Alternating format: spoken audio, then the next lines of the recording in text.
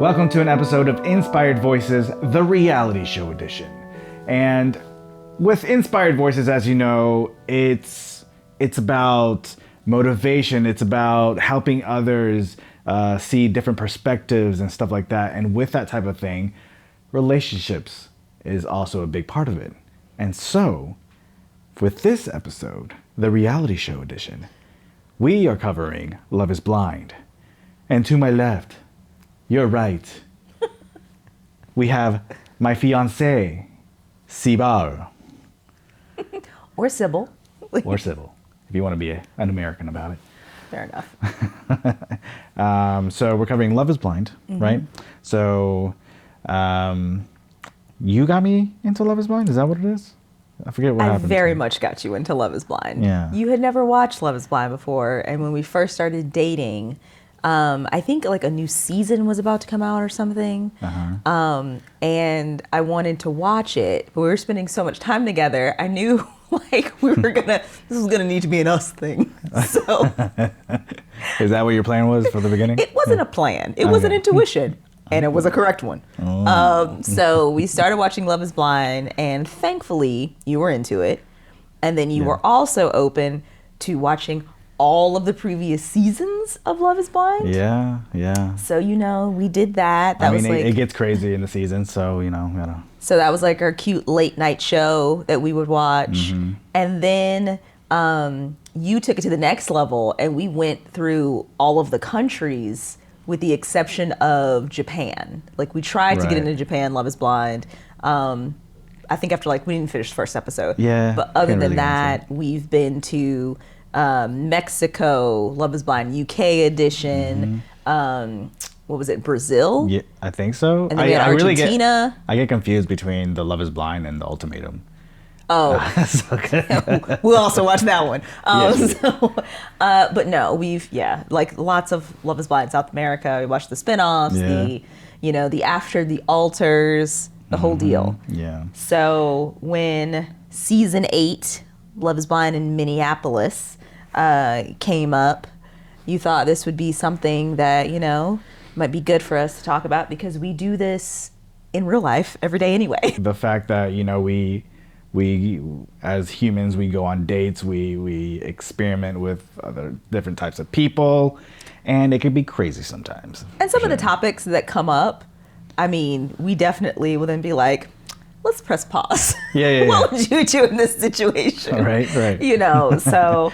It teaches you what to do and what not to do in relationships. And I think that's a big part of it as well. I feel like there's a little bit more of maybe what not to do. Yeah. But also we'll get into some of it here. There are some good questions that I was like, oh, hello adults. Yeah, I was surprised about that. Right? I was like, yes, these are questions if you really want to get to know someone. And then the other side, I was like, what are we doing? And I needed to not be this because it's not okay. Right. So, which you hear me. I will talk back to the TV. There's a lot of conversations that are happening, not just between you and I, but between myself and the television. Right. Yes, of course. And then we're getting into season 8 of Love is Blind today. For these next couple, maybe a few weeks. We'll see how long the episodes last. And we're going to be recapping them and kind of giving our input on the episodes, pretty much. So with season 8, I think out of all the seasons, I feel like it's the most mature. As far as them as like you said, asking questions that we would ask in real life and stuff like that. So and, the knowledge is, I don't know, it feels just it's more mature people in a way. In a way, I also feel like it's the most boring.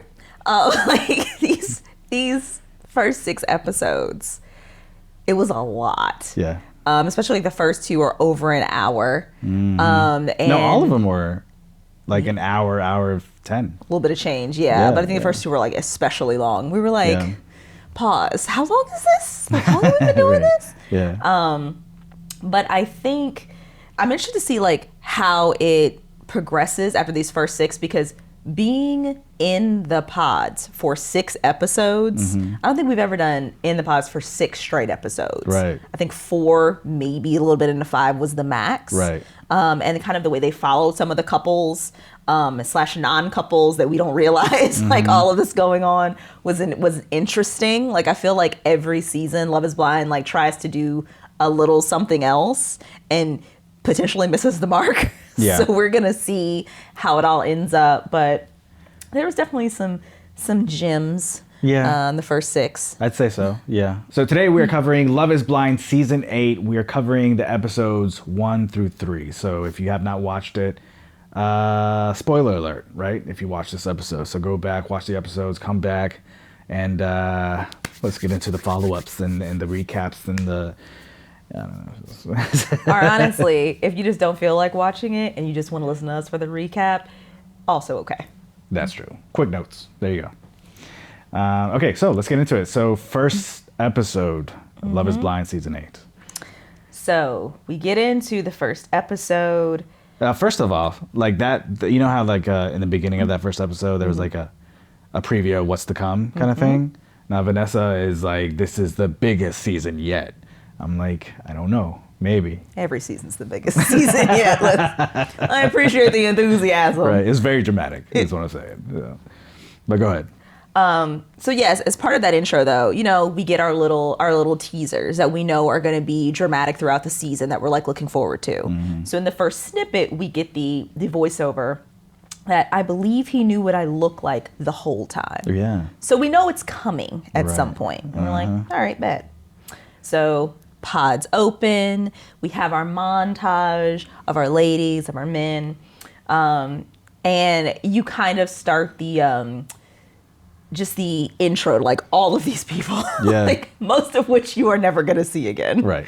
And you get your standard like lame jokes as like icebreakers and things like that as we're kind of seeing people, some of which, you know, we're like, is this going to be their thing? Right. Like, or the one-liners, right, that they open up with, like Daniel. What's wrong with you? Yeah. You know? Yeah. He did that a lot, right? It's like, and like, obviously you can see the reactions as far as like, excuse me, what's going on? And then some of them are like, haha, that's funny. But like, he's treading the line of like overstepping, because some of those lines that he uses of, what's wrong with you? Why are you here? Stuff like that.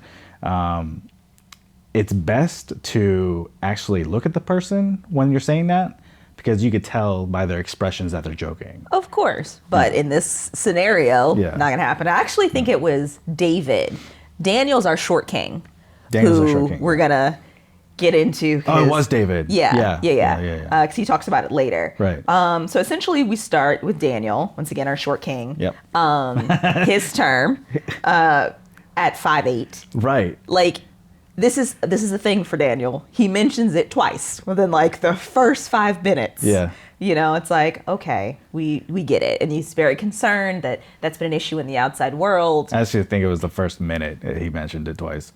Probably. Maybe 2 minutes, but. Yeah. You know, and it's like, okay, you know, he gets in the pods and he is dating Taylor. What we notice like a lot in episodes, 1 through 3, and actually just kind of the first drop of these episodes in general is they're very much sticking with who they're dating a lot. Yeah. Like there's some love triangles clearly, but it's very like you meet this person and it's kind of that's the person you're with through most of the episodes. Yeah, at least that's the way they edited it, right? Right, of course. So we learned some things about Daniel besides the fact that he's 5'8". He has a sister who's blind. He also makes his own Christmas cards by himself because he is currently single and sends them out every year. Right. So Daniel meets Taylor. She's 31, registered nurse. And the interesting part about Taylor is like Daniel and Taylor initially, like the conversations aren't too deep. Honestly, in episode 1 in general, most of them don't go too deep. Right, yeah. There's not a lot of content. What I thought was interesting is Taylor loses her voice within the first date. Yeah. Or within the first episode. Right. She's very raspy. She's got a cold. Yeah, that show's funny. And exactly. But on a show like Love is Blind, losing your voice, how does that impact things? Because it's like, that's part of how they're connecting. Obviously, it's the content of what they're saying. But the voice is all they have to go off of besides the content because they can't see each other. Yeah. And she lost her voice. Yeah. And for me, like, I probably would have teased her a little bit, not to... You? Yeah. Tease? I would have done it. Uh-huh. Yeah. Just making fun of her because of her voice and stuff like that. And I think it's funny. It's like a cartoon. A little bit. It was a little deep, a little raspy, but yeah. Yeah. So I felt a little bad for her because I was like, that sucks. Yeah, and I wonder how she did it. I mean, It's they're like- filming, you're traveling. Like, it's a lot. Yeah, all the talking, I guess. But I wonder if it's like if the girls are partying in the pods or something and they're getting loud or something like that. I mean, they were definitely giving bestie vibes from the beginning, which, okay. That's true. We're just, I want to talk about who we're dating and we just want to have fun and blah, blah, blah. So maybe, but I don't know. And then She needed a tea, a warm tea. Yeah, she did. And her with Daniel. Daniel was giving me like cocky vibes a little bit in the beginning. See, I didn't get that because he was insecure about his height. I felt like, if anything, I was like, oh, is this going to be like what he talks about all the time? It's just we get it, okay? Yeah. And also, 5'8" is not 5'3". It's not that deep. Right. Like, right. You're not Kevin Hart, Right, but it's not. But I guess it's his thing, not mine. Right. So to each their own. So we jump from Daniel and Taylor to Brittany, aka B. Dot, and she's played basketball, coached Division I basketball, and she is on a date with Devin. Yeah, who is a basketball coach and youth director and a youth of director. Basketball. Yeah. Like, it's all basketball. It's all basketball, right? 28. So Devin and Brittany really have no notes on that conversation. It was so brief. And it's such a theme with like their dates for so long. And I was just like, why are we here? Who made that choice? Like, Why are we following this couple? Is it the editing or why are we following this couple? Especially if you're not going to give us anything like of what they're saying. But it's episode 1. It is. So I'm like, okay, yeah. maybe we'll get more. Right. Now then we switch from Devin goes from Brittany to Virginia, who you have confused with many other women on the show, mostly because I think Virginia stands out. So Virginia's 33. She's a doctorate in healthcare administration, and smart on her part. She's like, I was a dancer for the NBA. Right. Let's be real, okay? It's Love is Blind. Those are like extreme things right there. Well, if I drop I'm a dancer for the NBA, you know that I have a certain shape and size. You know I can move. You know, like it was a smart way to drop a hint. Yeah. You know, at like, hey, I'm attractive. That's true. That's very true. You know, but once again, that's pretty much all we get from their date. Yeah, not a lot. Right, like they just don't go deep at all. We get a little snippet, move on. Right. Then we move on to Joey and Monica. Joey gave me Mormon vibes. Oh, you know what? I see that. Yeah. I see that. Oh, yeah. Like he could be on Mormon reality shows or something like that. Like our Secret Lives of Mormon Wives. Yeah. Like, it's like one of the husbands. Right. So Joey's a 34-year-old physician associate with a hard Minnesota accent. Hard. Minnesota.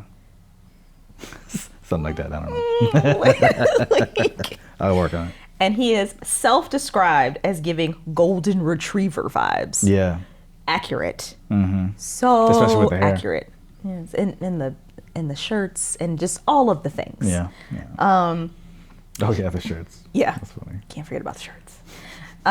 You know, a little background. Aren't you glad I don't wear those type of shirts? Yes. I mean, look, if you wanted to, I would support you. Right. Just not in public. Oh. There you go. Okay. So, that'll be my around the house shirts. There you go. There you go. Have your Hawaiian shirts in the house. Right.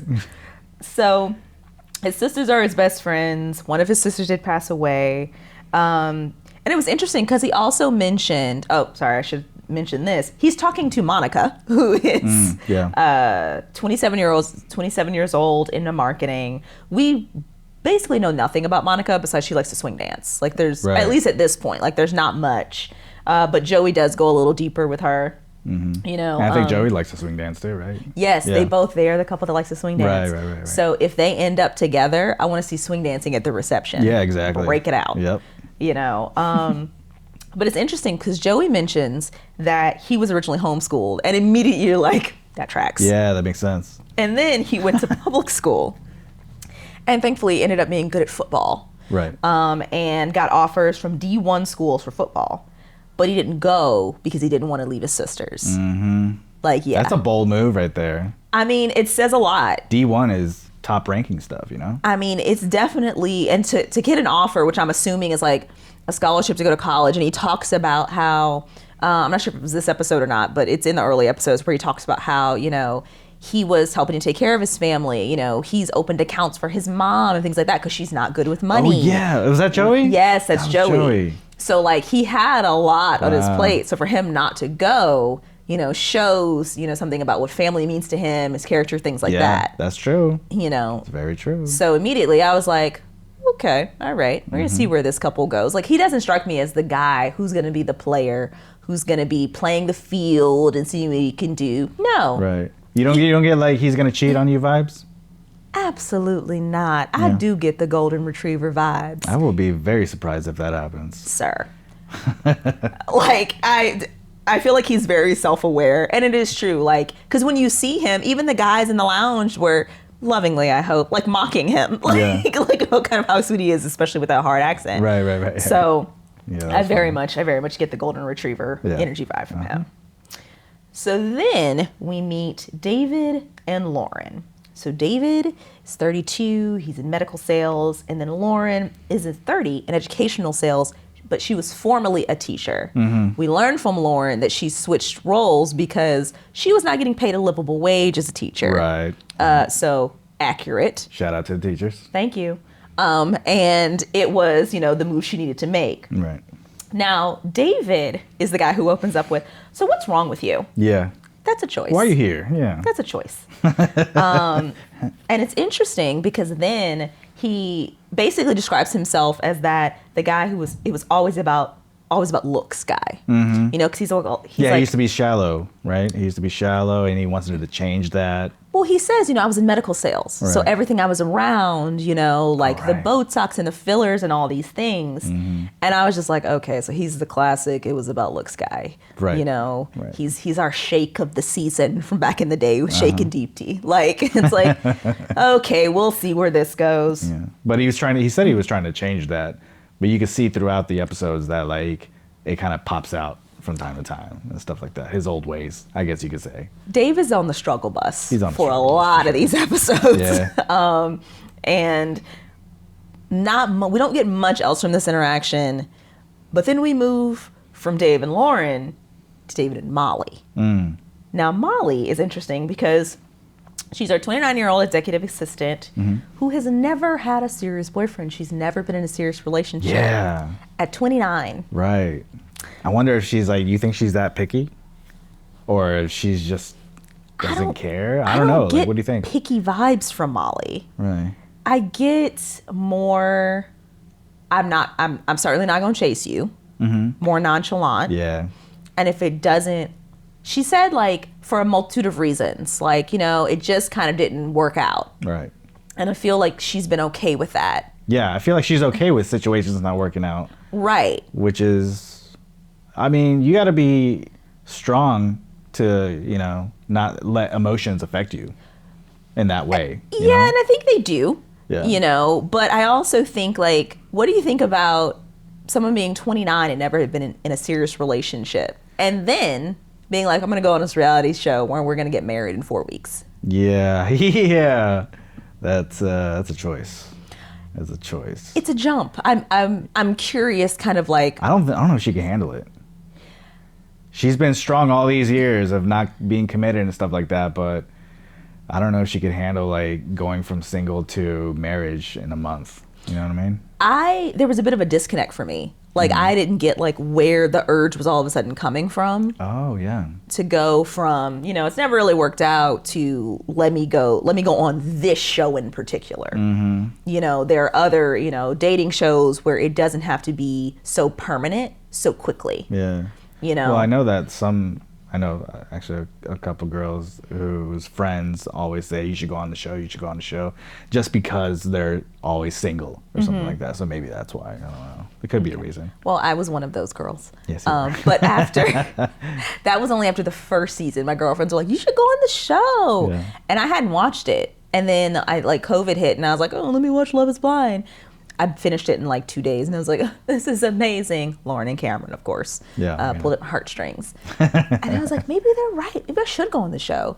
And then the second season dropped, and I was like, "Never in life." Right. No, thank you. Yeah, you found the crazy in it? Yeah, I was just like, we all can't be Lauren and Cameron. This is not okay. Yeah. And then, 8 seasons later, I'm very happy about that decision. There you go. I nailed it. There you go. But, all right. So, Molly has never had a serious boyfriend. And you can start to tell, like, oh, okay, this is going to be a thing. Yeah, Molly and David did have a lot in common, though. They did. They had, some good chemistry. And it was a little bit, it was lighter than kind of his conversation with Lauren. Right. But you can start to see like, oh, is this about to be a love triangle? Like, are we getting into this already? Or is it gonna, just kind of dissipate? With episode 1, it's always hard to figure out like what's coming. Yeah. So then we meet Alex, real estate broker, and Madison, painter. So now they seem like they vibe well. They do, but there's some other things in there that I was like, as Madison kind of moved on to other things, I wondered like, is this really, her vibe, or is it going to be somebody else? I would say the first interaction that I saw with them, it seemed like they vibe well. Yeah. True. Yeah. So Alex kind of opens up. There's a little bit of ugly duckling syndrome with Alex. He kind of talked about how, things started very rough for him. In high school, he was bullied. Yeah. Like he'd eat alone in the bathroom. Right. Not funny. Not funny. It's not funny. It's not funny. Jeez. I just think of, because he says he's a short king too. So I just picture this little little kid. That's Daniel. Oh, that's Daniel. Yeah. I get confused. To be fair, they do kind of look alike. They do. So, but then he also had ADHD. So he said he failed out of high school, right. And then his family kicked him out. Like early on, like Alex and Madison, it's I'm wondering like, is it a little bit of trauma bonding? There's just a lot of stuff that they're talking about up front that's a little deep. Yeah, a little and dark. Madison is the type that goes deep too. Very much so. Yeah. Madison's super transparent. She was like, look, had a rough childhood, parents married at 19, they were both addicts, but she's trying to break like generational curses. Yeah. I gotta say, I was here for Madison in these first 3 episodes. Yeah. Like there was a lot going on, and I was like, yes, adulting. Yeah. Yes, communication. Yeah, she's got a good head on her shoulders for sure. Yeah. Absolutely. And speaking of, then we move to Madison and Mason, which is a very different vibe than Madison and Alex. Yeah. So Mason is a 32-year-old cinematographer. Right. We don't get much. Like he was a skateboard kid. Yeah, he was a skateboard kid. Yeah. But wasn't he a punk? Like I think a skateboard so. punk? I think so. Yeah. Something like that. He didn't really do well in school, but then he applied to like USD, which I'm assuming is school up there, and got in, and then he was like, I kind of landed my dream job, like from Jump, which was great. Right. But what we do get from Madison and Mason is the chemistry. They are playful. They don't go too deep, but it's a lot of and they're that like classic like sexual chemistry couple. Yeah. Like you can feel it starting to build. Right. Like with their jokes and things like that. Right. And it's just a little bit more a different vibe than her and Alex. But we're like, okay, we'll see. Yeah, that's true. And then it switches to Mason and Meg. I gotta tell you, this is where my notes, like I start writing notes to myself. And this is the first time we're seeing Meg too, right? This is the first time we're seeing Meg. She's a little chatterbox, huh? Oh, she's a chatty cat. Chatty. So Meg's a 30-year-old oncology nurse. And Meg has a lot of personality. Yeah. She describes herself as having sober high thoughts. All right. And then she tells a story about ants making homes underground and then somehow having the power to control the weather. I lost the thread. It was seemed too much. I mean, she says her flight attendant voice sounds like a phone sex operator Yes. as well. Yes. So I was curious about what that sounds like. honestly. You're not gonna find out from me. Not from you. No. Not at all. No, not on this. No, not on this. No. But yeah, she talks about weird stuff and then starts. Oh, she jumps from subject to subject in conversations. It talks about the ants, like you said, and then jumps to aliens. And Mason is here for it. Mason He's like, is here for it. aliens, yes. Yeah. I have someone to talk about aliens with. And it was like, so when Meg got on there, I was just like, what? Like, this doesn't make any sense. And I was taken aback because Mason was so into it. Mm-hmm. And like, he didn't seem fazed at all. And I was just like, this is weird. Yeah, yeah. But I mean, there's a lid for every pot. He handled it pretty well, though. I mean, she was a lot because like she went from like, are you religious? Do you believe in ghosts? And then her parents telling her she's going to hell. Right. You know. Right. To aliens, to ants, to phone sex voice. Like, and then at one point she was sitting in a really weird position where she was like, yeah, laying she got down excited and like, it was weird. yeah, yeah. But she's an extrovert, obviously, right? So she is. I would definitely say so. Part of me wondered if she's here for the right reasons. Okay. You know, like I don't know, like extroverts are extroverts, right? But like there's a line where I want the attention, I want to be on TV kind of thing. I don't know. Fair enough. I was questioning it, you know, so. I think, yeah, you were questioning it and I was questioning everything. I was just like, what's happening? Right. But that's just because maybe it's my natural introverted nature that like that amount of energy would just make me want to sit in a corner. Right. Like, and just not be there. Yeah. But essentially, that closes out episode 1. And unlike other seasons, what we see is as they go back to the lounges, especially the women's lounge, is that people don't want to talk about who they're dating. Like, we don't know. Nobody's saying names. Right. They're keeping everything very close to the vest. And that's what happens in season 8 of something like this. They've studied. They've learned. They're trying to figure out, like, how to not blow up their spot. That's what I'm saying. Like what I said in the beginning. Like, I feel like people are a little bit more mature in this season. You know what I mean? The way they're handling the questions they ask. Besides Meg. Yeah. But I feel like you also can't make that up. Like, that's genuine. Yeah, it is genuine for sure. Like at that point. So yeah, it's like you say mature, and I wonder if it's more calculated. Ooh. Yeah. And maybe it's both. Maybe it's both, yeah. Because I do feel like there's always people in the pods we're never going to meet. Right. But I do feel like they are leaning into older contestants this season. Yeah. Like, we don't have like, as I'm looking at kind of the breakdown here, we don't have the 24-year-old who, you know, is fresh out of their first job. Like, what was it, last season? Old girl quit her job to be on the show. Right, yeah. Yeah, it was like a executive job. Yeah, something. And she was just like, yes, you know, I got my dream job, but I'm here, you know, or just like fresh out of school, or like all of that, to then be like, I need to get married right now. It is leaning a little older. So maybe that is what you're picking up on. Possibly. Yeah, I mean, everyone seems to be in their late 20s, 30s. So. Who we're following. Yeah, I did see somebody pop up, and she was like 42, like from the women's pods. And I was like, yes, thank you, because we all need love. I definitely want to see like, what is it? It's like the Bachelor with the older couples.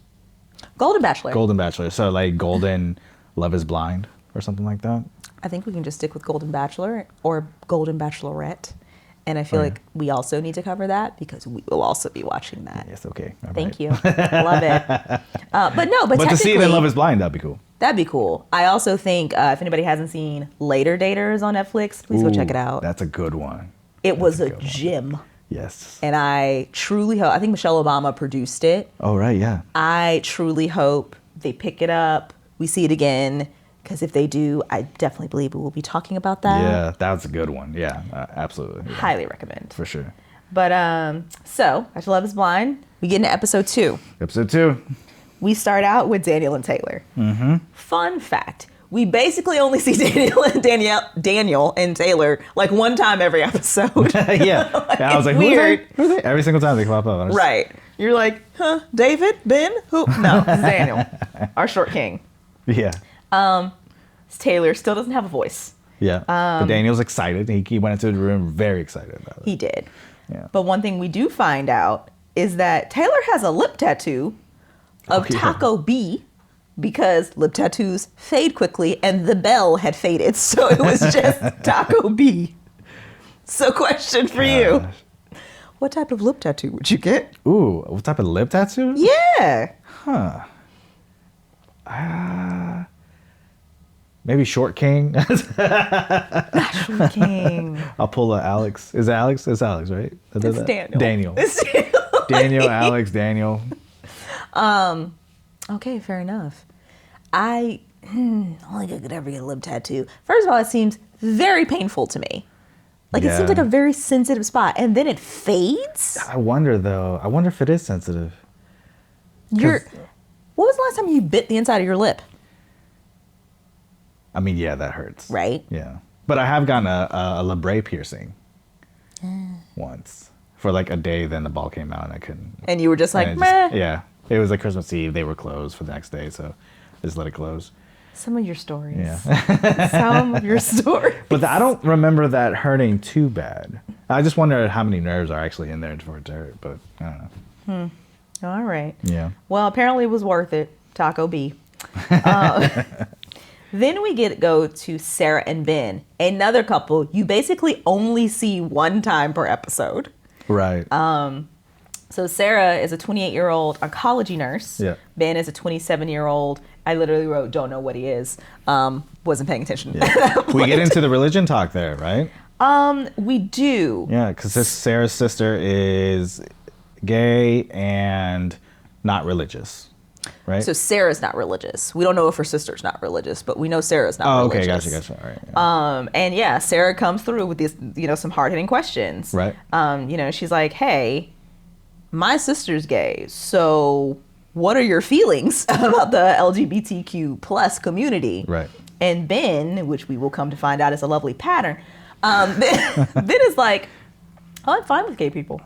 And in my notes I have, I'm not sure I believe anything that Ben is saying. Yeah, I feel like he's just agreeing to agree. Right, because he's also like, I'm on TV. Right. And I don't want to come off like someone who is not, supportive. Mm-hmm.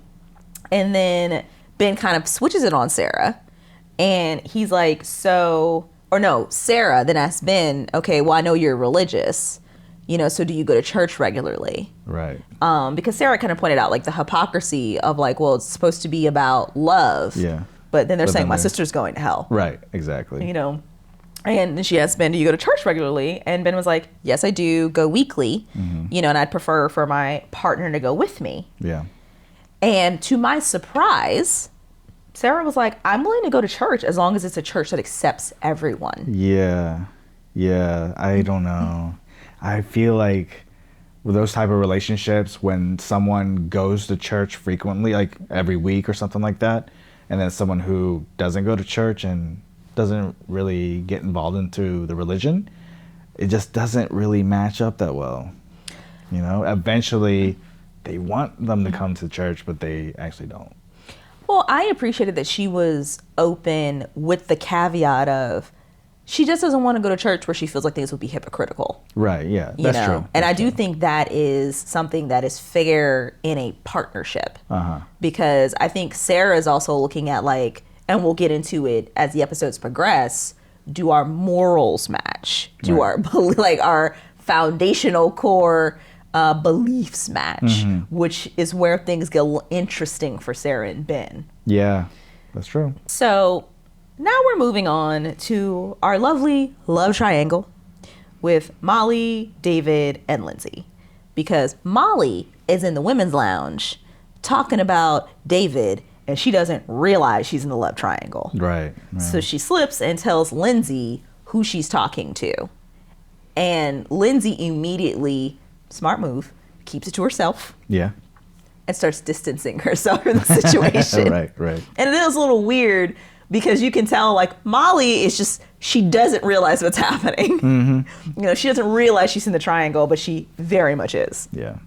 I feel like she went into the show kind of expecting for her, oh no, me a love triangle? Psh, that would never happen. But, come to find out she is. That's what happens when you've never been in a serious relationship. You're not reading the room. Right. So we go into a date with David and Lindsay. And Lindsay, because of that kind of interaction with Molly, like, she's acknowledging that, like... Lindsay? Yeah. So, oops, I'm saying Lindsay. Her name is Lauren. Yeah. I wrote Lindsay all the whole time. Oh, really? I renamed her. Oh, okay, yeah. Gotcha. She Thanks for deserves calling. that kind of, Respect. Respect, yeah. I know. Apologies. So, I mean, this whole time I've been saying Lindsay, I mean Lauren. And if I say Lindsay again, which I likely will, because I literally wrote her name that way the whole time, I mean Lauren, All the right. former teacher. Lauren. So Lauren is expressing anxiety about being hurt, potentially, because of this dating scenario. Yeah. Because of this potential love triangle. Right. And she brings it up to David, right? Yes. Once again, transparency and directness. Like, Lauren was not here for these games. Mm-hmm. She's like, what's going on? But she said she didn't want to hear anything about him dating other women or something like that. And David is on the level of... But then... Oh, I'm sorry. Go ahead. Then David's like, Lindsay, I don't get you, but in a good way. Right. And then they're both admitting their feelings for each other. And then after he said that, he says, I feel like I could tell you anything. Like, how do those two things correlate? They correlate very well when you're an F-boy. Oh, okay. Yeah. No, immediately. That's when my note, like... Yeah, you did say that, didn't you? Yeah. Like, I was starring it in my notes. And maybe it's from being older and wiser and having gone through experiences where Right. you're like, that's problematic. That's where I think his old habits kind of snuck through.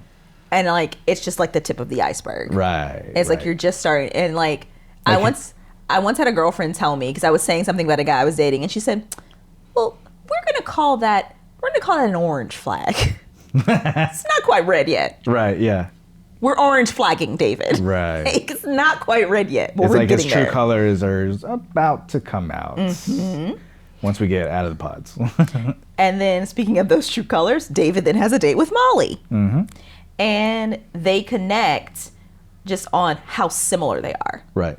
You know, Like the fun couple almost. they're the same person. And they have, like, all this, like, once again, like, natural, playful chemistry. Mm-hmm.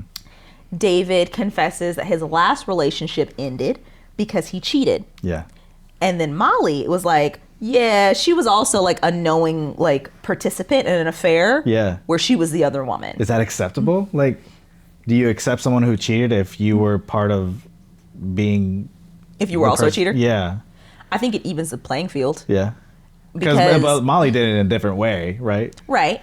But still, that's She still knew. a cheater. Yeah, right? she knew. She was still participating, but Yeah. I think she looked at it came off a little bit where it's like, well, technically I wasn't cheating because I didn't have a partner. He did. Right. But she still acknowledged, like, she knew what she was doing. Yeah.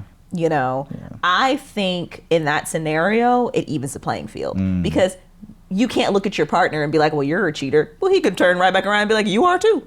Right. You know, Yeah.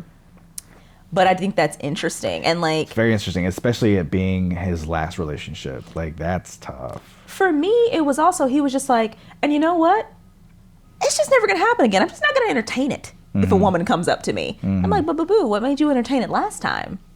Right. Like, where are the questions? Where's the follow-up? And there wasn't much, at least from what we could see yeah. on either side. And, like, that's what I mean by leveling the playing field. Right. They were both just like, okay, bet.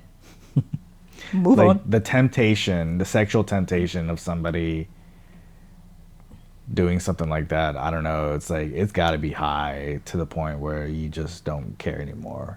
Or maybe it's that lack of self-control or something like that. I don't know.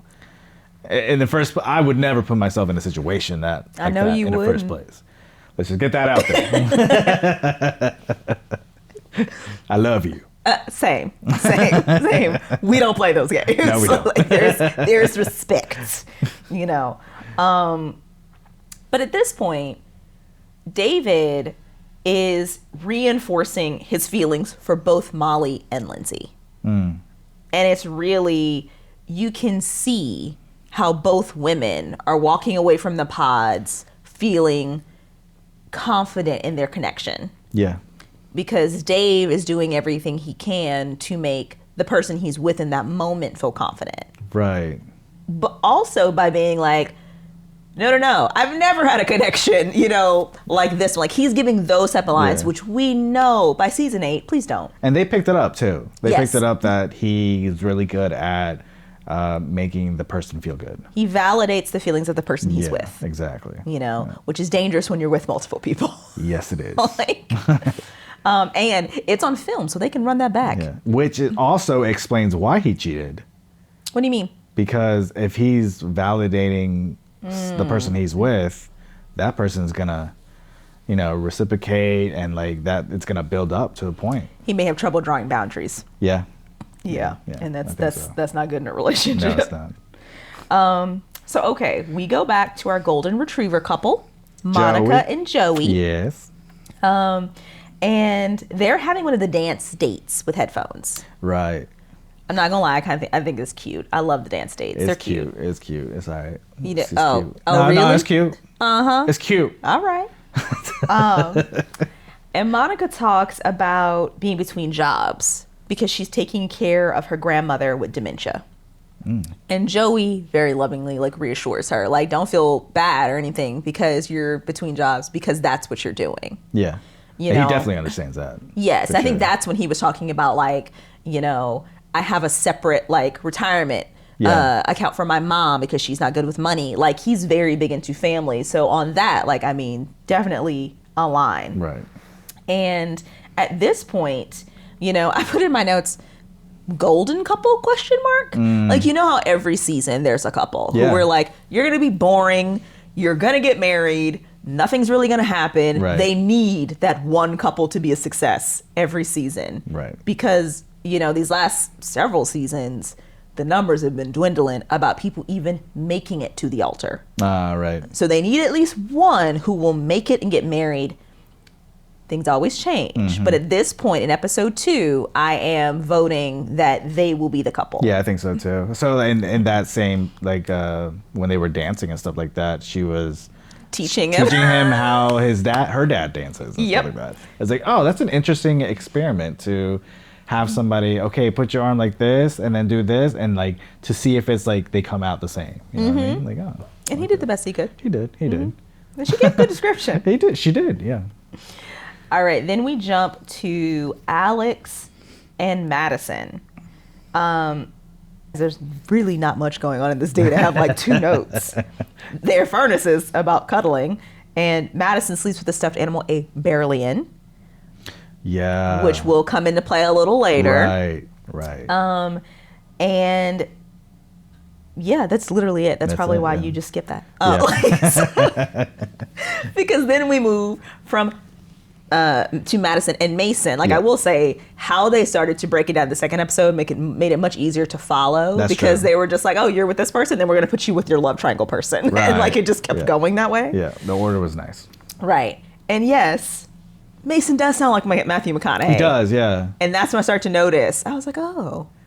And I feel that's very appealing, especially in a case of Love is Blind where you can only hear the person. Yeah. And then Madison reads, and Mason says he doesn't read, but he wishes he could, stuff like that. He can read. Yeah, it was sweet. So now Mason is sneaky. Because on this date with Madison, he asks, do you do the sexy girl costume for Halloween? Mason wants to know what she looks like, and this is his way of getting around it. That's true, yeah.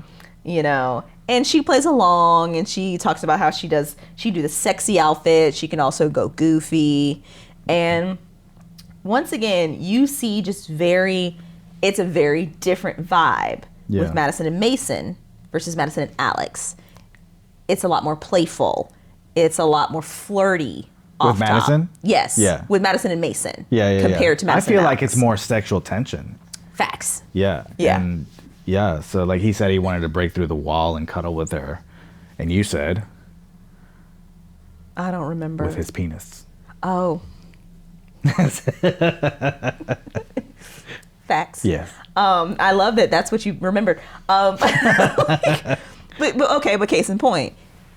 He says, they were talking about cuddling. He wants to break down the wall and cuddle with her. Meanwhile, Madison and Alex are just like, we're both hot. We are both furnaces. So we're just going to be sweating and cuddling with the barely in. Right. That's tough. I don't know if I could be with someone who is the same as me. You could not. I can confirm that. Yeah. You are lucky. You are a furnace. I'm an iceberg. You're welcome. Yeah. So it kind of worked out. Love the balance. That's why I'm marrying you. Oh, really? Because I'm just naturally I'm cold all the time? Mm-hmm. Yeah. You're an iceberg. All right. I'll make sure to never get that fixed. I might have anemia for all we know. All right. So it's clear at this point, this is going to be another love triangle. Right. We got Madison, and then who's she going to choose? Alex or Mason? Mm-hmm. So Mason is in 2 love triangles. Yeah. It gets messy. It gets messy very quickly. Yeah. Okay. So then we move on to who I think is your favorite person, Virginia. And Devin. She is not my favorite person. She is on this show. Every time you looked up, you were like, is that Virginia?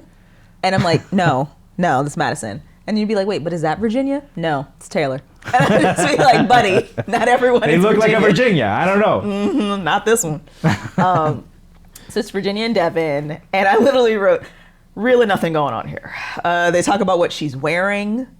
And then they talk about their physical types. Like, it's that standard trope of like, oh, here's who I used to date, but I really want to date somebody new. Blah, blah, blah. Nothing burger. And then we move on to Devin and Brittany. Once again, another love triangle is forming. Now, we do finally start to get a little deeper with Devin and Brittany. And Brittany talks about, like, her dad doesn't even know she's there. Oh, right, yeah. Once again, I will never understand how 8 seasons in, we still telling this lie. I don't know if it's like a requirement of the show that your family doesn't know. Because in past seasons, I feel like sometimes they know, sometimes they don't. I think people are just scared to tell them. I would honestly. 100% be scared to tell them. She said her mom wasn't in support of this because her mom was worried about her going on reality TV. Right. So it makes me wonder, like, what happens if he's meeting the family? Mm-hmm. Because is she going to be that mom that's like, I won't even be on this show? Right. You know, like we saw last season. Or is she going to be hard on him or her daughter? Like, it's an interesting dynamic when, like, you know, your family's likely going to feel some type of way. Right. You're putting your person in a very awkward situation in something that's already a very awkward, very intense situation. Yeah. So Devin and Brittany's both dad and grandparents, or dad and grandpas, are named Willie. Both their dads. Both their dads, but the grandpa too. Oh, I missed that part. Yeah, they're grandpas too, I believe. Oh, because they're both juniors. Because they're both juniors. It got weird because then it was like, are they related? Yeah. Because I was like, please tell me someone checked. Like, I would definitely, even if someone checked, I would probably do a test. Before the honeymoon? Yeah, before the honeymoons or something. I don't know. You should probably do a test before you propose. Yeah, you should, but they're not going to. But I do love that, like, they kind of got into it and they were like, oh, wait, no, we're not related. Because that wouldn't have been funny. Like, it would have been funny at first, but then it would have been like, oh! It's more of a shocker. I mean, but to be fair, it is Love is Blind. It is. That would have been a nice little soundbite. Yeah. What if they implanted that? We're related? Gross. So yeah, they're related. I mean, they're not related. But both their dads are named Willie. So we get a little bit deeper. It seems like Devin and Brittany have a lot in common. Yeah. And then we move back to Joey and Monica, where we kind of like randomly just have our first proposal. That came out of nowhere. And even like the scenario, because like, you know how like usually when it's proposal day, they're dressed up. Like we know it's coming. He like had a jacket on, but one of his like Hawaiian shirts, and she was in like shorts and a little cut off top and like a little shirt over it. And I was like, And then he kind of just, there wasn't much lead up. No. He just kind of got on one knee and proposed and just kind of seemed a little anticlimactic. Very. And, you know, it's, I feel like, you know, I guess he knows what he wants. And he just went for it, you know? True. That is true. Sometimes not having all the fanfare and just being like, nope, this is who I want. Yep. This is who I see. That is a good point. Touche. Yeah. Because sometimes the lack of fanfare is really, it ends up being, you know, the best relationships. Mm-hmm. But once again, that's probably why they're the golden couple of the season. Right. So All right, have our random first proposal. Then we move back to Alex and Madison. It is a heavy Madison episode. It is. It's a lot. Yeah. So and Alex reveals that he hasn't cheated, and Madison was completely surprised about that. she was. Alex in this date comes with some great questions. I mean, making her dig deep, but the way Madison responded, loved it. Yeah. So Alex starts out with asking Madison how she handles conflict. This is a question, in my opinion, everybody should be asking about their partner, their potential partner. You need to know how someone you are going to be spending your time with and potentially building a life with handles conflict. Yeah, and not just that, but their answer determines how self-aware they are of themselves. Facts. Yeah. Because if they're just like, no conflict. I am, easy breezy. I get along. Right. And then they're screaming at you. Yeah. I would never trust anyone who says that. No, I don't fight. Arguments? It's all. Haven't had a fight in 13 years. Right. Don't know. Yeah. Why? Exactly. So Madison comes back with, I can't even physically yell. I get very logical. I see that. I see it. Yeah, and I actually do believe her. Yeah, I do. Yeah. And especially with how she grew up and things like that. The thing about Madison is she's consistent in how she's describing things. And it seems consistent in her presentation across couples, across, the men, across the women, across how she's interacting. Yeah. So I appreciate that. Yeah. And I do feel like that's a little rare on reality TV, and certainly Love is Blind. She is definitely self-aware of herself, and because of the trauma that she went through. And I think that's how she built up that self-awareness. I think Madison's been through a lot of therapy. Mm-hmm. Yeah. A lot of therapy. And I'm here for it. Yeah. Alex, because she turns the question back on him. Yeah. And Alex says he just stays calm. So he's not going to escalate. He tries, and he's also said that he's been through relationships where it's gotten out of hand and stuff like that, and he's stayed calm through all that. I definitely believe Alex has had some extreme experiences on the relationship front. Yeah, for sure. Which sort of bleed into his experience in the pods. Mm-hmm. And then kind of going back to what you were saying, they both confirm they've been cheated on. Right. In previous relationships. And like she said, like she was surprised about that, right? So do you get surprised when a guy says that he's never cheated? Honestly, no. Do you think it's because of the type of person they date? Wait, break that down for me. What do you mean? Madison. Mm-hmm. So she's surprised that Alex never cheated. Mm-hmm. Do you think it's because of the type of guy she's dated? Oh, yeah. Yeah, that's definitely why she was surprised, for sure. Yeah. For me, I think back in the day, I would have been far more surprised. Mm-hmm. I would have been surprised by the idea of having a lot of people say, yes, they've cheated. But it was very naive. So, now, it's a little more just like, I kind of take it as it is. Yeah. If it happened, but I'm also looking for the details. When did it happen? How old were you? Did this happen when you were 18 or did this happen when you were 28? Right. That makes a big difference. It does. Yeah. How many times did it happen? Why did it happen? Yeah. Like, what was going on? What is the rationale here? Like, I look for kind of a comprehensive analysis. We know I'm very analytical. So it's like, I'm like, let me break this down here. Like, what's happening? So I can kind of go from there. But I will say though, like, there is part of like just the instinctual part about it.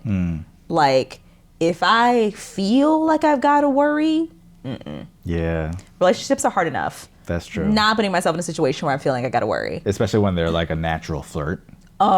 No, the disrespect. I can't. And you can see the discomfort on my face. So you would read in situations and then nobody's comfortable. Like, I know, like with you, I was like, oh, I ain't got to worry about that. Like, I know that anyone's capable of anything technically, sure. But you also can have your instincts about things to just be like, why are they flirting all the time? That's not cute. Right. So it was definitely interesting. Right. But then Alex, another good question. I feel like Alex, like as I look back on it, it's also maybe giving me a little bit of an interview.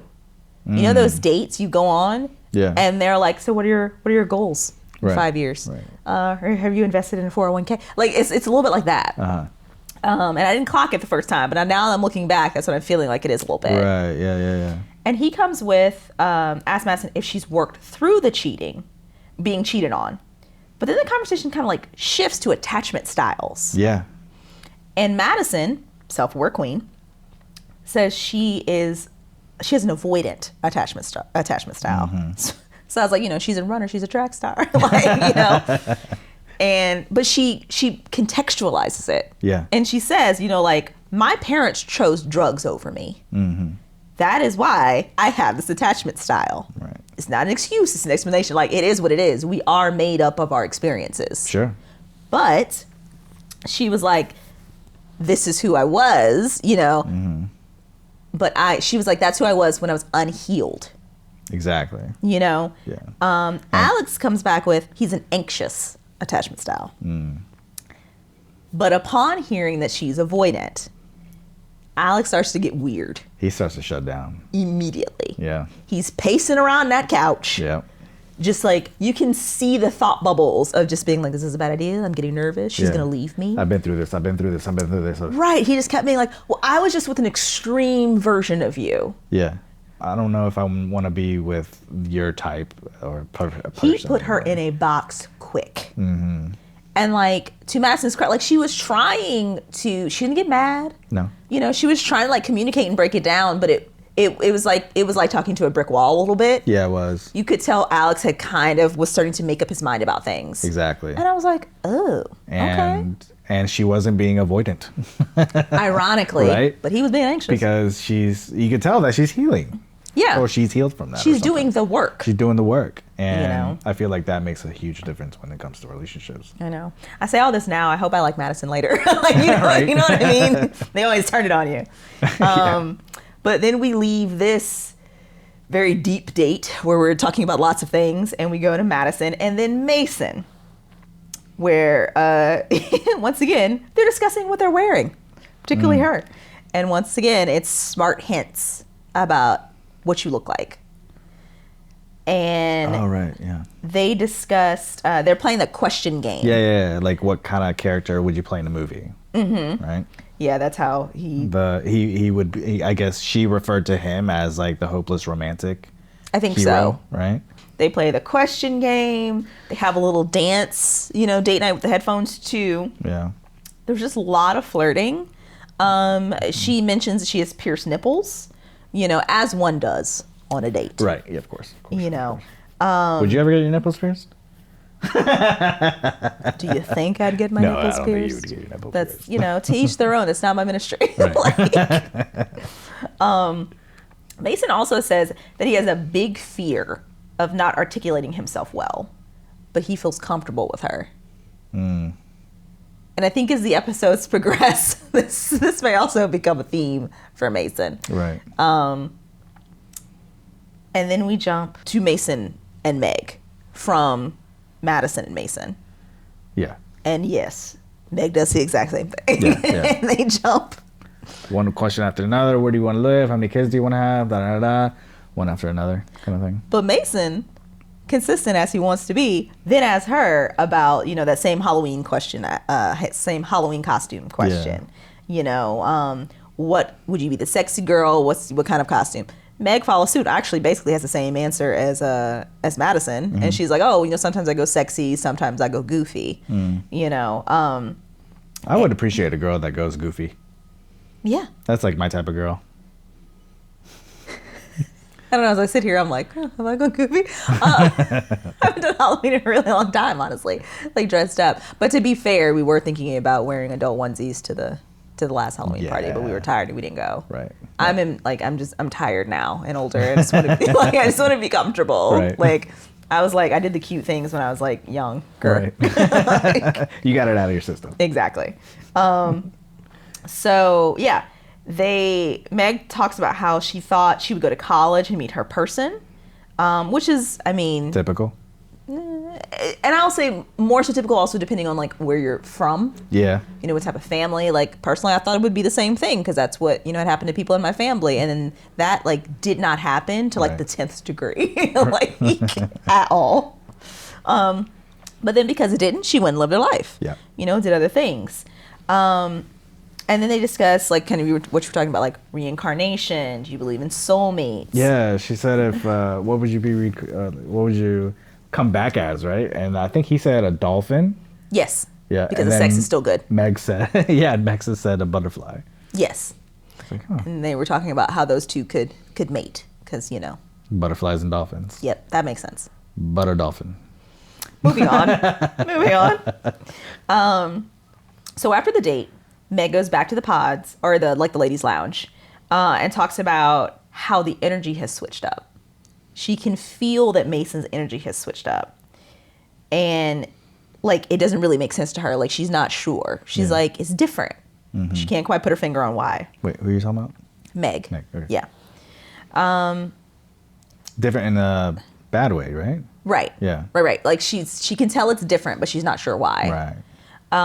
Which is very insightful of her, you know, because Mason, at least from what we could see, I don't feel like it was going any differently. Right. You know, they were still having random conversations and he was still like trying to like reinforce, you know, that this is great and what he wants. And I think this was the date where on the previous date with Madison, Mason had brought up the movie Her. That's and right. he was like, oh, and she was like, oh, I'm the voice in your head. And then he went to date with Meg and she brought up the movie Her. Yeah. And he was like, oh my gosh, we're the same favorite movie, blah, blah, blah. Look, you know, as much as you know, I love movies. But movies do not make a relationship. No, like, they don't, no. And but he is a cinematographer, though. Oh, that's true. You know, it could it could be a little deeper. Touch a little button. Touch his little button. That's fair. But then at the end of episode 2, we have our first reveal. So this is Joey and Monica. Oh my gosh. Okay. So did you like it?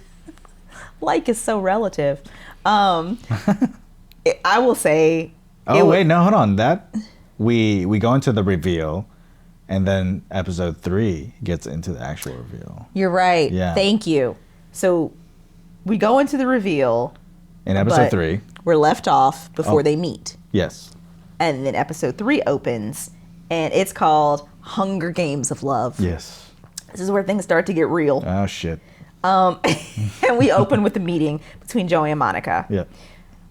I know to just have definitely golden retriever energy. Both of them. Yeah. Yeah. They open the doors and they're jumping and, you know, like. Very excited. Shocked. Monica seems really shocked. First of all, it was a really delayed kiss. Yeah. Like they didn't run up to each other and start making out or kissing initially. They hugged first. They sat down.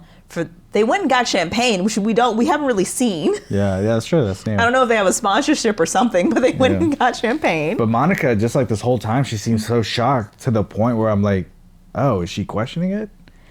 I don't know. She was like, you look like Tarzan, you know, like when she was like, so when I was younger, that'd be great.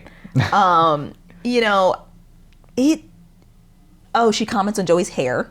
Because it was long, and he says, you know, he's growing it out. He wants to grow it out to 18 inches so he can donate it, which in episode 2, that very much tracks for Joey. Right. Sweet. And to me, I said, it's giving sibling energy. Yeah. Like it's like try too hard too. It's like you haven't seen your best friend in a long time, and he's like, oh my god. You know? Yes. Like no passion, no sexual tension. No. You know, more just like excited kids party. Yeah. You know, but who knows? It was giving that they were trying too hard. Yeah. Yeah. Yeah. So we'll see. And maybe this is just what it looks like when you two golden retriever energies match. Yeah, possibly. You know? Yeah. But we shall see. So go from our reveal. And then we go to Daniel and Taylor. Yeah. Daniel, our short king. And her voice is back. Taylor's voice is back. Hey. Yay. It only took 3 episodes. And Taylor talks about her biggest fear is that she may not be able to find her person, like that type of happiness may not have been in the cards for her. Was that your fear as well? Yes. It was a fear for a long time. And then I kind of just was like, okay, so what if it isn't? Right. What happens now? So I was just like, well, while I'm waiting, I'm just going to go live my life and do exactly what I want to do. Yeah. And I did. And I went and I was like, I amped up my traveling more, like especially like traveling independently. Yeah. And then being like, you know, because those travel chats never get out the group chat, or it's very difficult. So I was like, bump this, you know, I'm going to go, found a group to travel with, and really just started being like, I am going to do what I want to do. Yeah. Because if the person comes, my mother always used to tell me, you better enjoy the time you have now. Because there's going to be a time when you're not going to be able to make the decision by yourself. You're going to have to consult with someone. Right. And, you know, you're going to have to take that partner's opinion into consideration. So enjoy the time you have now. It'll be gone in the blink of an eye. And of course, when you're in the moment, it doesn't feel that way. You're just like, oh my gosh, life is moving like molasses. What's going to happen? You know? So I just decided I was going to go live. And it really was the best decision ever. I feel like when I kind of was very much at peace with it, is when things started to shift. So that's always when it happens. Right? Yeah. So yeah, like I feel like her fear was very real, you know, for a lot of people. Yeah. You know, and just very like genuine and fair. Just be like, yeah, I didn't know if it was gonna be in the cards for me. Cause like, you know, sometimes you'll have those friends who you're just like, how do you not have someone? You are so amazing. Yeah. You know, but it's like, it doesn't happen for everybody. That is a fact. That's true. Especially when you don't have someone, and the fact that you haven't been in a relationship for so long, like years type of relationships. And and people get very set in their ways, and then it's just like, all right, this is my normal. We're gonna move on from here. Right. I thought it was gonna be like George Clooney, you know? I think he's married now, but he is with like twins. Yeah, but like before he got married, he was always the single guy, you know. And I thought it was gonna be George Clooney for the rest of my life. A bachelor forever. Yeah, and then you happened. Right, and same for me. Then you happened. Right. It's just that one first date you go on, and you're like, oh, all right. This is different. And then you keep going on those dates. Yeah. And then life happens. So then we move on to our other couple, Ben and Sarah, who you also only see once an episode, which thank goodness. I am biased. They're my least favorite couple. I'll say that. But Sarah wanted reassurance about Ben being comfortable around her sister. Right. You know, because of her sister being gay. And Ben reassures her it wouldn't be an issue and in their relationship. Right. You know, and then they just kind of, I don't say breeze past it a bit, but they kind of do, and then just talk about their best memories as kids. So then we move on to Madison and Alex. Now, Madison gives Alex her bear lion. He walks to the pod and there's a gift. That was a cool bear. Yeah. I don't think I've ever seen one. Yeah, if you want to give me one, I'd take it. That's a dope bear. Like, I'm not into stuffed animals or anything, but I'd have that. Well, it's a bear-lion. It's not just a bear. Yeah, let's get specific. So, so she's giving that to him, so he has something to cuddle with. It's a big move for her, though. Yes. And she said, you know, she's giving it to him to cuddle with while they talk to show that she's not running away. She is once again trying to reassure him. Yeah. I'm not going anywhere. I sleep with this every night. I do appreciate, though, that she was like, I'm going to let you borrow it. Yeah. Because, she wasn't giving it away. And I respect that. Right. We don't know each other like that yet. I'm not giving you my bear-lion. Yeah, that's a big move. Exactly. And then they made a deal that he could sleep with the bear-lion if he agreed to see her the next day. Like, nice move. Yeah, Madison is trying to reassure this man. Yeah. You know, like, I don't know what else you're supposed to do. And she articulated that her feelings about not being the same person who she used to be. Right, yeah. You know. So now Alex brings the bear-lion back to the boys' pod, like the boys' lounge. And all the guys are like, he's getting married. Just because he brought us. He was like, I got a present. And the guys she's were like, the one. Exactly. It's so easy. Just give him a present. Give him a bear. Right. So then we move back to Madison and Mason. So Mason confirms that the rest of his dates were nothing compared to his dates with Madison. Mason is getting himself in trouble. Yes, he is. You only say that when you're ready. And just not to multiple people. Yeah, that's true. Like likely in the same day. It's too much. And then they just talk about how Madison went to school for business. Mason was a skater punk. Yeah. And that's kind of when we actually get into his history about how he became a cinematographer, went to USD, and how he got his dream job out of college. Yeah. Then, as you know, kind of they've broken it down, we move to Mason and Meg. Now, to Meg's credit, she had left their last date and was like, energy's off. Yeah. She addresses it at this date. Yeah. She says, I feel like the energy's shifting. Here's where Mason, once again, is messing up. Yep. He doubles down. And he says he's never connected with anyone like Meg. Exactly. In bold, in my notes, I have F-boy, question mark, question mark, question mark. Mason then goes back to the pods and confirms that Meg isn't his top person when asked. Right. And then I have F-boy with no question marks. I'm over it. It's confirmed for you. It is, because that's so not cool. Yeah. Because then what happens is he goes back and he's talking to the men. And he's like, well, actually I have two top ones. And it's just weird. Yeah. Yeah. Like, this is going to be on camera. This is what you're saying. Like, we've seen this play out. I think he's like a people pleaser. I think he's playing a game. Yeah? You think it's a game? I think he knows what he's doing. I do not think he's a people pleaser. I think Dave is a people pleaser. I think this guy, I think Dave is more of a people pleaser and actually feels really bad about the chaos he causes. Because he just seems like lost and stressed out and like all these things.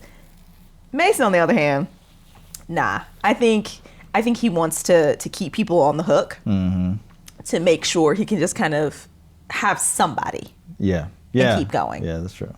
And I think Mason doesn't want to be alone. He dragged them both to the end. Well, we'll get into that. Yeah, we will.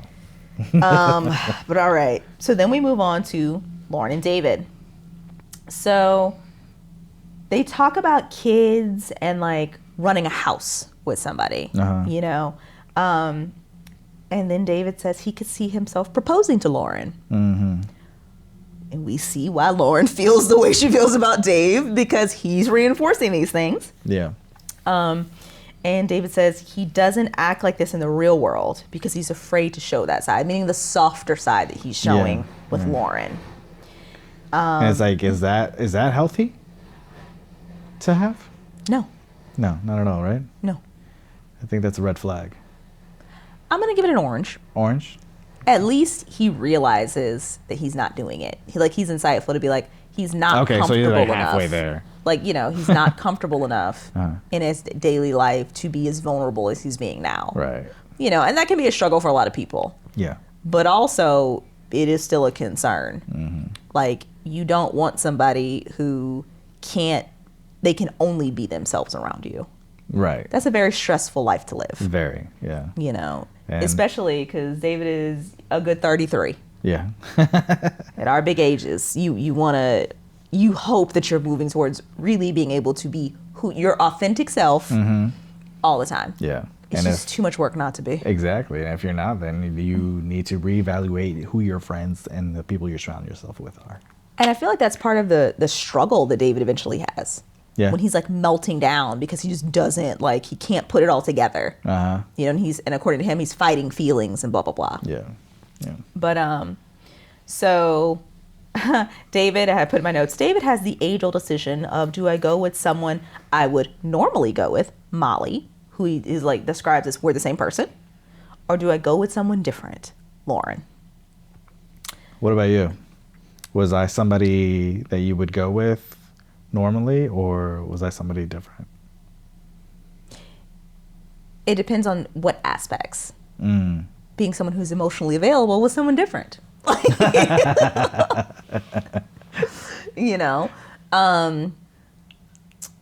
So yeah, in certain ways different, in certain ways the same, like having certain values that like in general, just like I'm not going to date somebody who's like, it's so cliche. Right. But it's like, you know, people are always like, oh, is family important? Your average person isn't like, no, you know? Family. Exactly. So in certain ways, yes, in certain ways, no. What about you? I'd say the same, honestly. Yeah. Yeah, I think when it comes to values, it's the same. But, you know, the other things as far as like how you carry yourself, how intelligent you are, how, not that my exes were dumb or anything, but, you know, it's just a different type of intelligence and professionalism that you carry yourself with.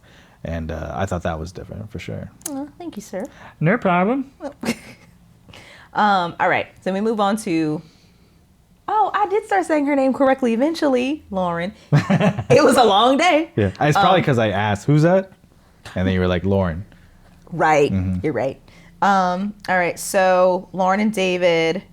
Oh, right, no, we covered that. Molly and David. So Molly confirms she's only seeing David. Yeah. So he knows. And I think that was a shock for him.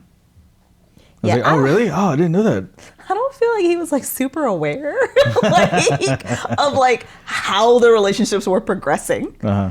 I feel like he would just go on these dates and talk and like not realize that like, no, like they're taking this super seriously. Yeah. I feel like that's why the episodes went so long in the pods, is because maybe people didn't realize how the progression of dates and stuff like that, they were just kind of like dragging it on. No, I think they didn't realize specifically. Like, and I just think they just really, I think because of last season with the jeweler and the blonde, we've got to get better with the names, where like they had that awkward relationship, got engaged, but like immediately she was like, I made a mistake. Oh yeah. You know, but then like they went on like a separate honeymoon. They didn't go on the show honeymoon, but like people were irritated, like they didn't follow it. There was an interesting story, so they wanted more. Yeah. So I feel like this season, they still just decided they were just going to lean into a lot more of like these conversations and what's going on with the pods. And I just feel like it ended up being a little too much. A little bit, yeah. Of like, we don't need to see 3 dates with the same couple in one episode.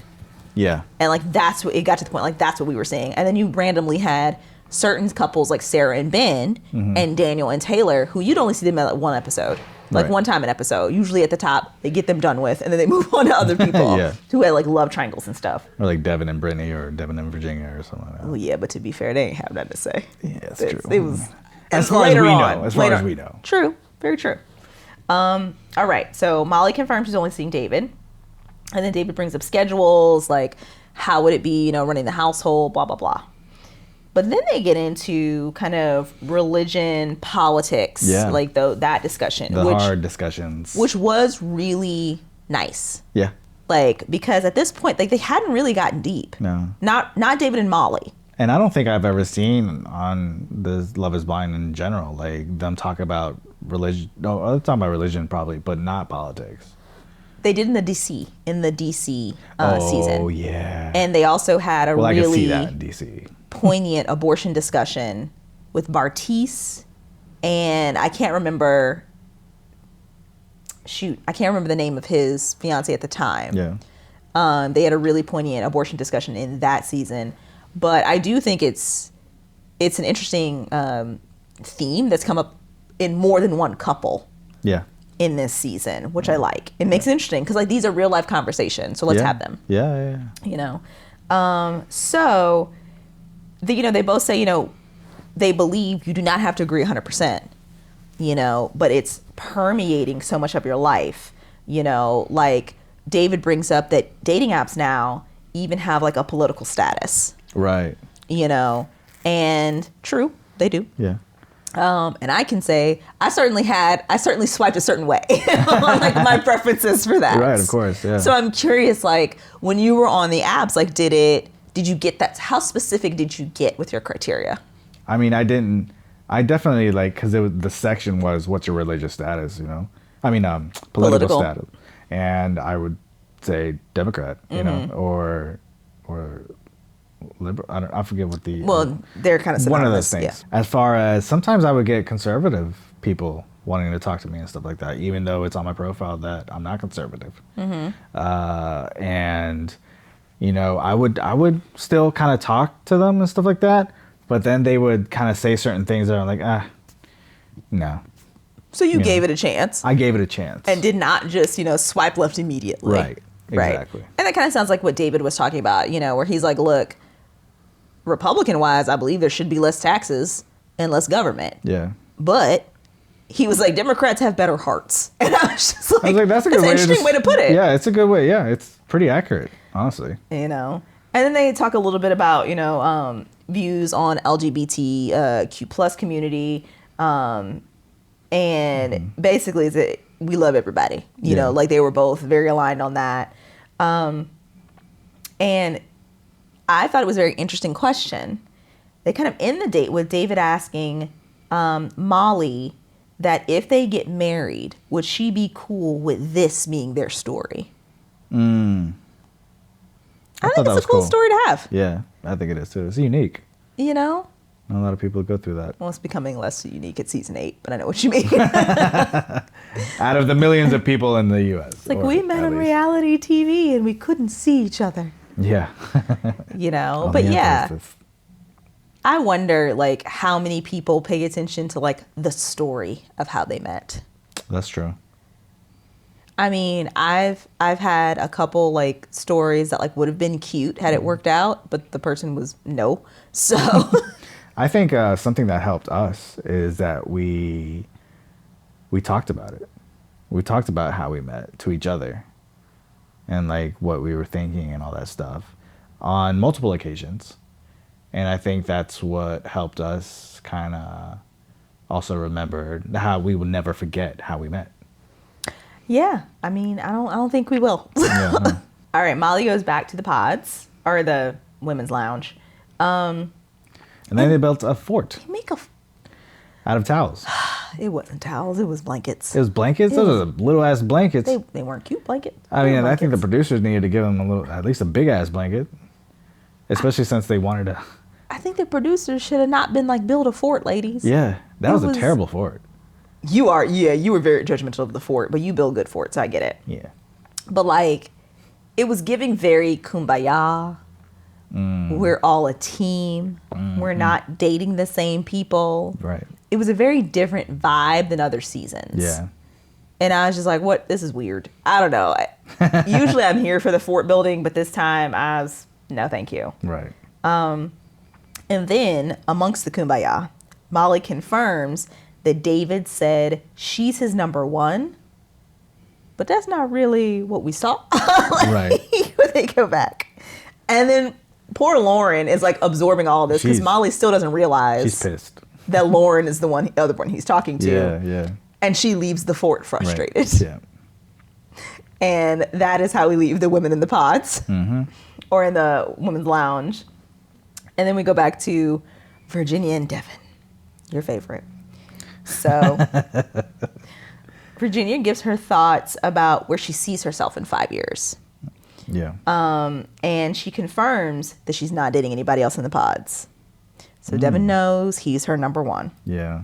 And didn't Devin tell her that he feels that she hasn't told him Bingo. much, right? Or something. Yeah. Like they haven't gone on a deeper level, and that's what he told her pretty much.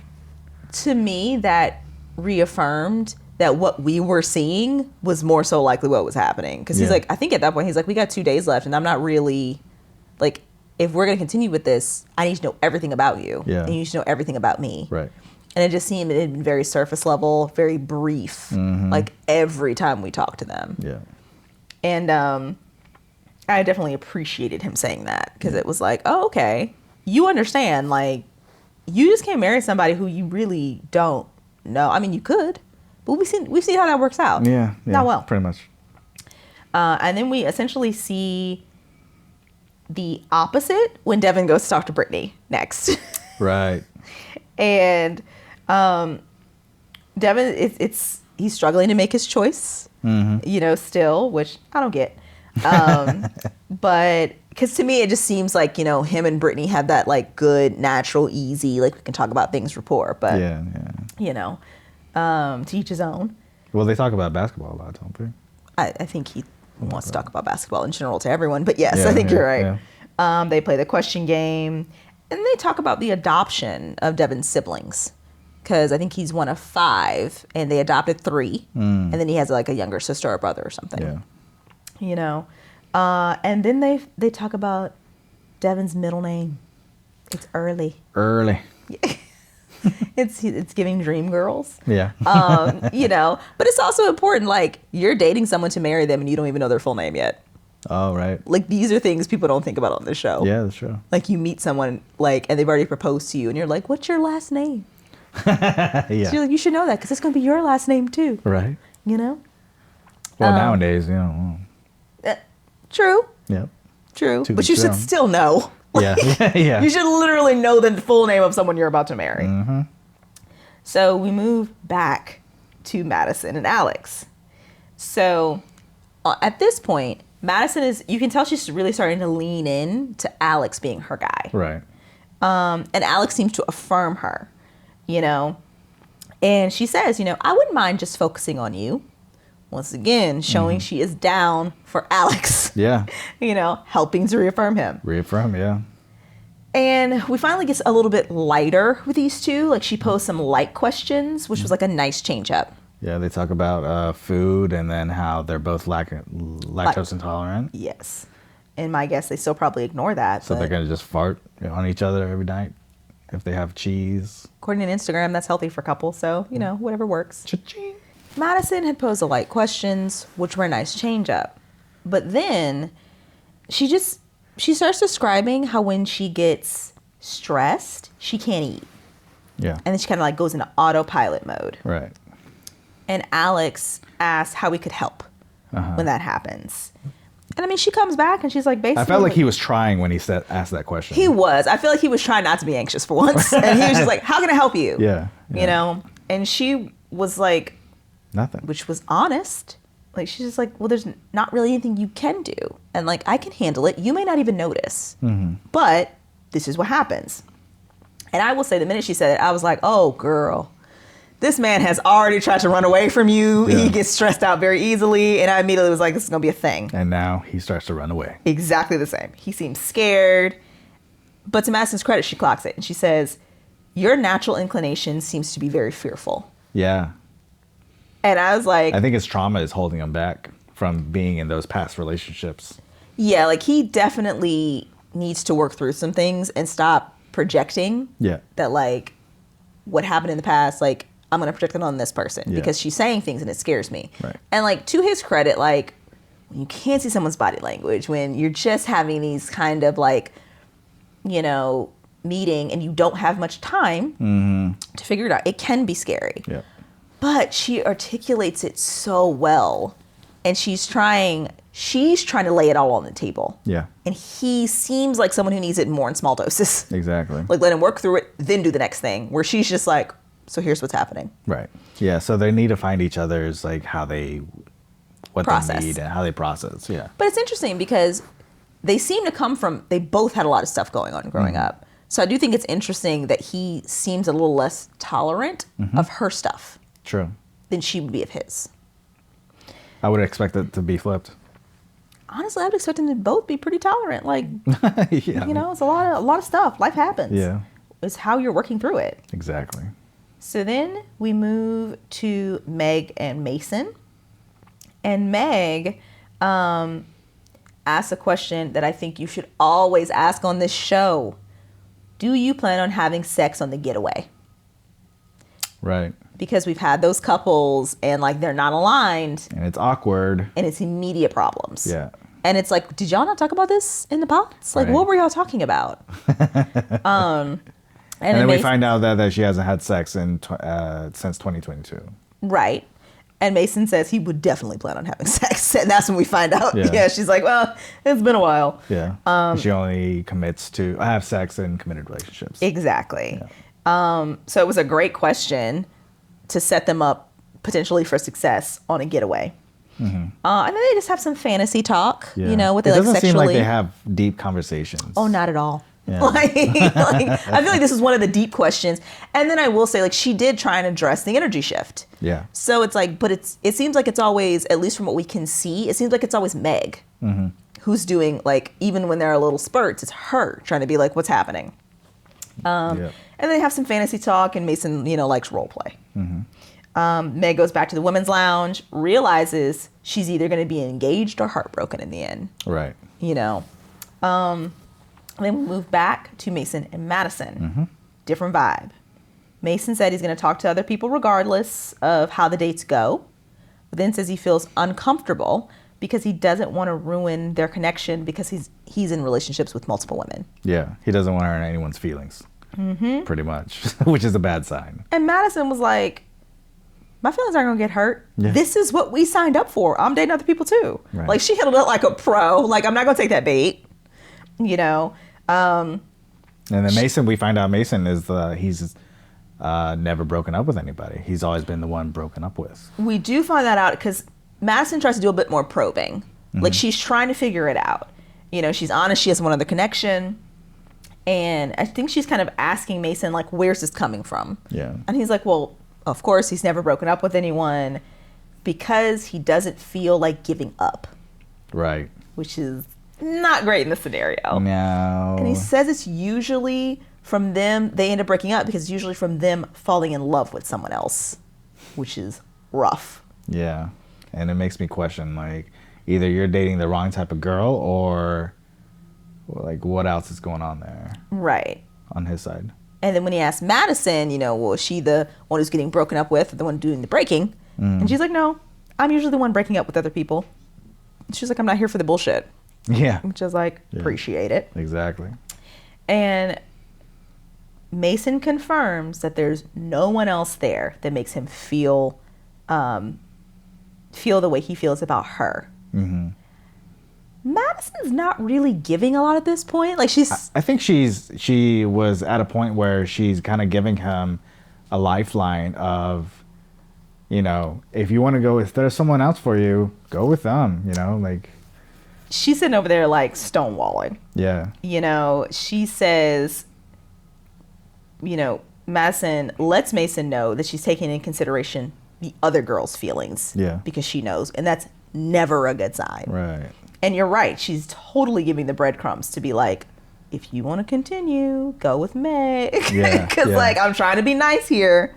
But definitely felt like Madison was, like, giving up and pushing him on Meg. I thought they were going to break up. Yeah, 100%. But instead, Mason doubles down and says that what they have is real. Yeah. And he's never felt that way about someone. Right. This is 100% going to come back to bite him. Madison sitting over there just like, okay. Like, she's not swooning. Like, it's none of that. It makes me think, why didn't she just break it up then? But then, is it because he's never broken up with someone, so she wants him to kind of take initiative on that? Well, honestly, I don't even think it's that deep. I think she goes to the pods or the women's lounge, and she's like, well, I still don't know, which I thought was just weird. And maybe it could be out of context. They may be editing it weird or whatever. But it just seemed like, why are we dragging this out? Yeah. Make it stop. Right. Because it's kind of painful at this point. So we end up back in the women's lounge, and Meg is in the girls' pod talking about how she's not sure what Mason's going to do. Yeah. And that concludes the third episode. Bada bing, bada boom. That. All right. So this is only part 1 of Love is Blind season 8, episodes 1 through 3. Next episode is going to come out tomorrow. We're going to be covering episodes 4 through 6. Yep. So stay tuned. My name is Oliver Riera. This is Sybil Riera. Not yet. Appreciate you, though. Soon. And we'll see you tomorrow. Mm-hmm.